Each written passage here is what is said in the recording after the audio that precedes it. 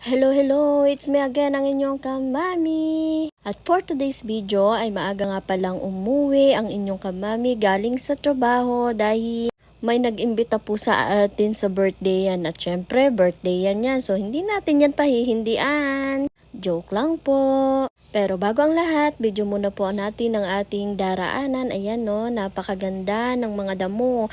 Berdeng berde.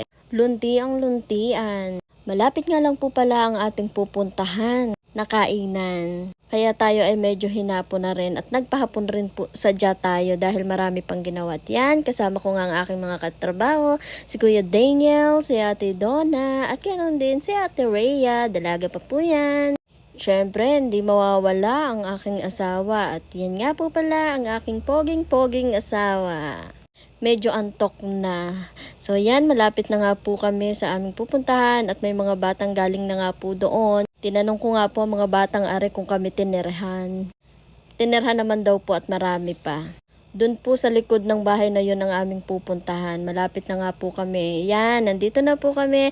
Diyan po nga pala ang my birthday for today's video, si Ate Emily. Ang mami ng lahat, ang mami Emily, yan nga po palang kanyang mga handa, sadya naman kasasarap. Syempre, video-video muna at tingnan ang sarili sa salamin at baka sobrang tumaba na, kakain pa. Tinitingnan kung sexy pa at kung may paglalagyan pa ng kakainin. Hindi po yan tabang handaan ha, tabang pag-aalaga po yan ng aking asawa. At yan nga po ang aking asawa ay antok na.